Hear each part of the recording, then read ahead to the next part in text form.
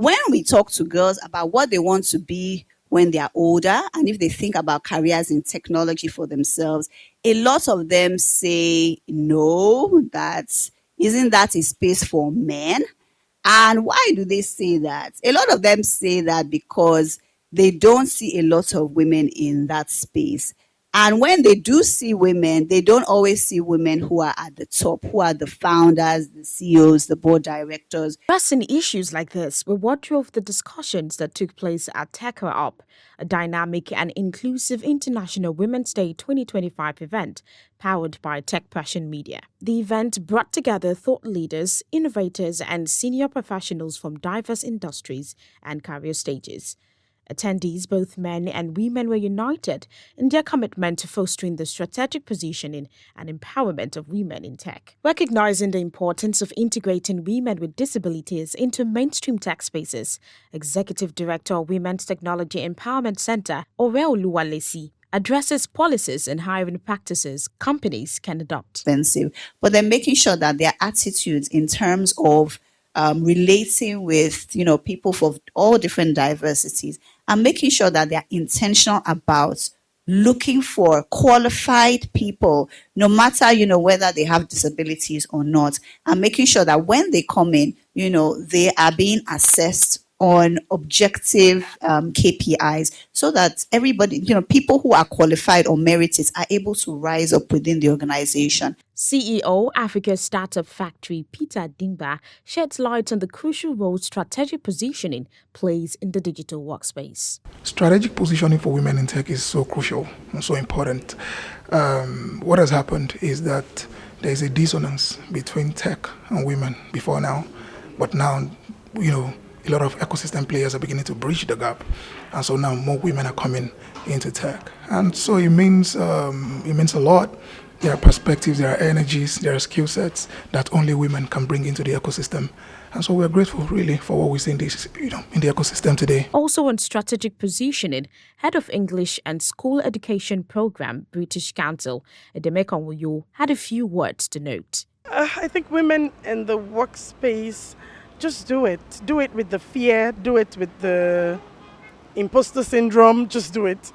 Take that decision, make that decision, take that action.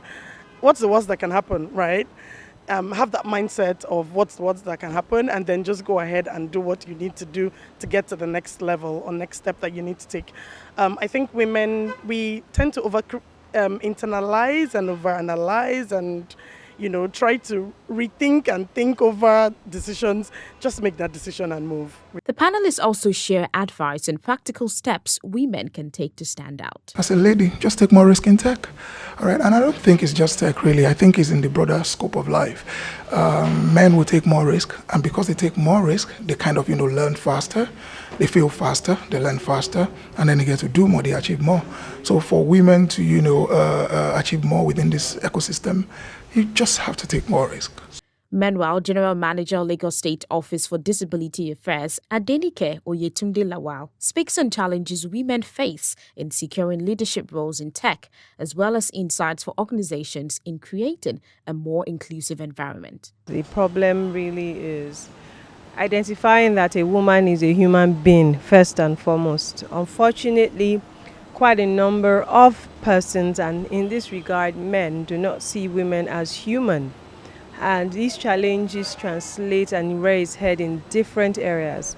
Secondly, women themselves. You find out that some of the policies that are set up by women and negatively impact women. Thirdly, even when some women get the advantages that should accrue for several reasons, abuse it and shutting the opportunities for others to come. Challenges that women with disabilities experience in the workspace when it comes to policies translate and we see across the board. There are rules and there are laws in Nigeria. You realize that having laws is not our problem. Away from implementing, the awareness of the contents of the law is one of the biggest challenges. And oftentimes, policymakers in these companies themselves are not exposed to global practices or global realities of persons with disabilities. Because there's nothing you can do, it's almost impracticable and impossible to expect that there will be policies geared towards protecting these particular categories of persons in the workspace. Attendees who left impacted and empowered share their key takeaways from the event. So I think it's the aspect of inclusiveness. It's something very close to my heart, that every individual in this world should be given a space to thrive. And so the narratives, the discussions were something that were very key, crucial, importance to me. And I took quite a lot away from the panelists who were able to delve into those discussions. As a person living with disabilities, we tend to face so many things. So from the session we had, I learned that we should, as a person with disability, apart from that, as a woman, we should try to have that boldness in us to go for whatever we want.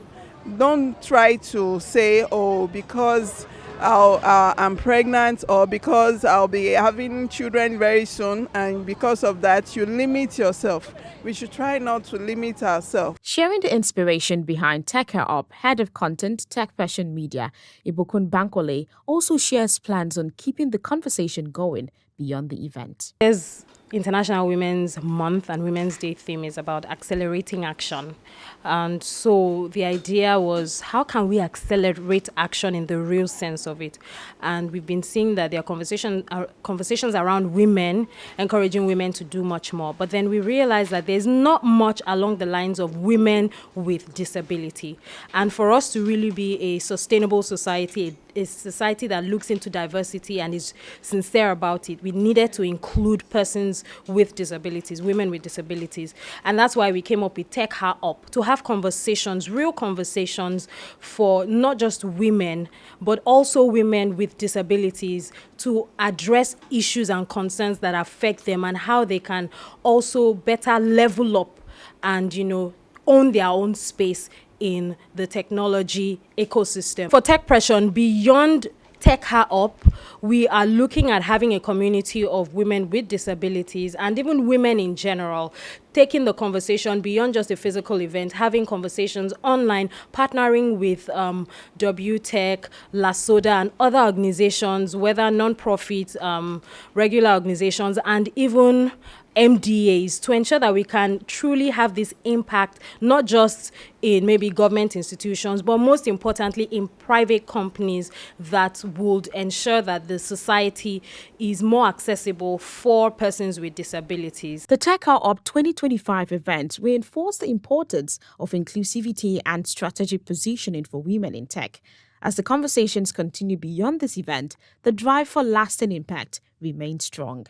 So many ramps that I've had to hold myself back from saying, but you are not blind. And even if you were, use it. Let's put you on a wheelchair and let's even test it so that we will see if you can.